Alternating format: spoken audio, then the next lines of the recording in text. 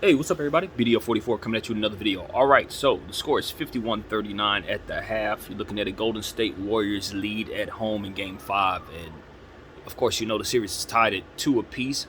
The Boston Celtics are turning the ball over entirely too much in this game. They got 9 turnovers at the half right now.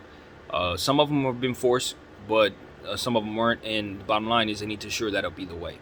Andrew Wiggins is playing extremely well to start this game, rebounding the ball and scoring the ball as we saw him do in the previous one. He's carried that momentum straight into this one. We've seen a healthy dose of GP2, which has really helped the Golden State Warriors. We definitely want to see more of him in the second half because this team is just simply a lot better with him on the floor. It's not even a conversation. When he's on the floor, good things happen on both sides. So they need to keep that going. I like what Golden State's doing and trying to get out in transition, trying to jump on top of fast break opportunities every time it looks as if the Boston Celtics are turning the ball over. The Golden State Warriors are jumping on the fast break. Like, they're running. So that's a good recipe for them. Their defense has been hellacious. It's the best defense I've seen the Golden State Warriors play all playoffs. It's what I've seen this first half. They're making great reads. They're talking out there. They're making up for each other's mistakes, I guess you could say, and finishing off good defensive possessions a good majority of the time. As a result, the Boston Celtics are shooting under 40% from the field and under 30% from the three. So that needs to shore up, to say the least. The Boston Celtics have got to find a way to find baskets in this basketball game. Jason Tatum is 6 for 9, so you like what you're seeing from him shooting the ball, but nobody else is coming along with the efficiency. Robert Williams is 3 for 4, but other than that, no efficiency.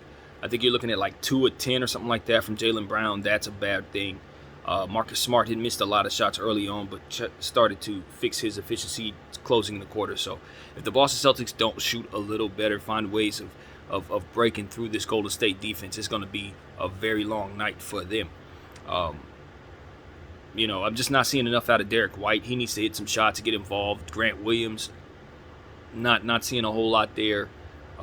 It's just, I just don't think I'm seeing enough out of the Boston Celtics on the road tonight to feel really good about what they're doing right now. The issues that I had about them, the concerns I had are exactly coming into fruition.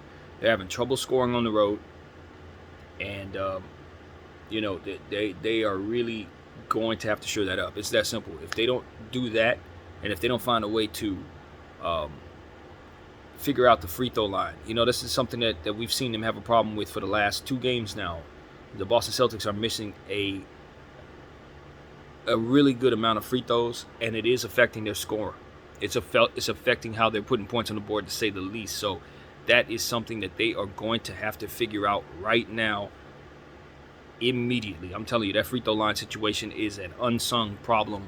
It's a non-spoken issue for the Boston Celtics that is really starting to take its toll. So they better figure that out. Just want to see them if you're the Boston Celtics, you got to fix 2 things right now for sure. You got to shore up your 3-point shooting.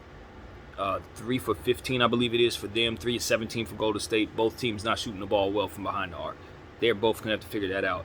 But if you're the Boston Celtics, you also want to just continue to lean on Jason Tatum, because he does have it going tonight, and try to find something else from some other guys as well.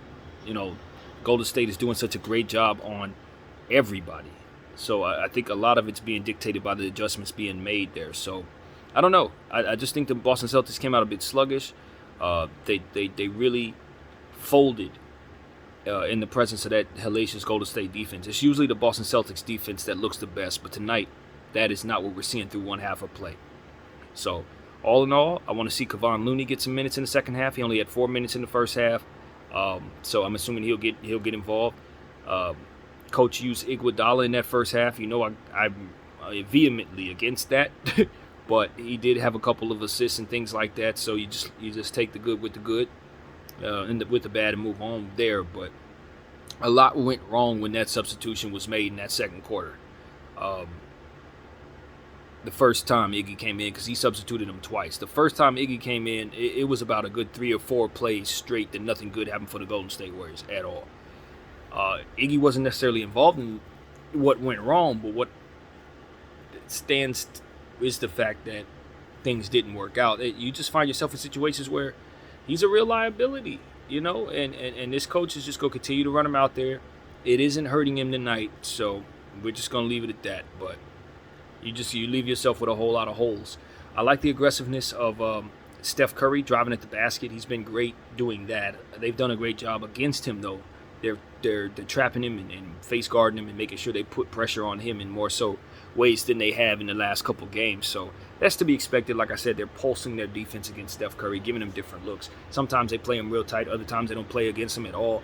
He never knows what's going to happen, and I think that's Udoka's plan. But today they're putting the clamps on him, and I think he's adjusting to it well. Klay Thompson hit some shots early on, has a good plus-minus. Much better start to the game than he's had pretty much any game these playoffs. So as long as he's continuing to look for other ways to help his team, I think he should pass a little more, see if he can use the fact that he's been shooting so much to his advantage and try to switch it up like Jason Tatum does sometimes. I think that's a recipe for success for the Golden State Warriors if Klay Thompson looks to play make a little more than he does.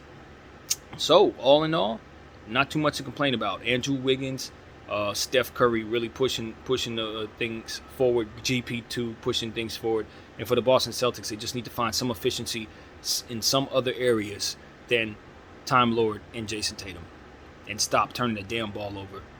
Hit your free throws. So that's what I got, man. Second half should be a good one. I'm going to enjoy it and get back to you guys at the end of it. Video 44. I thank you all for watching.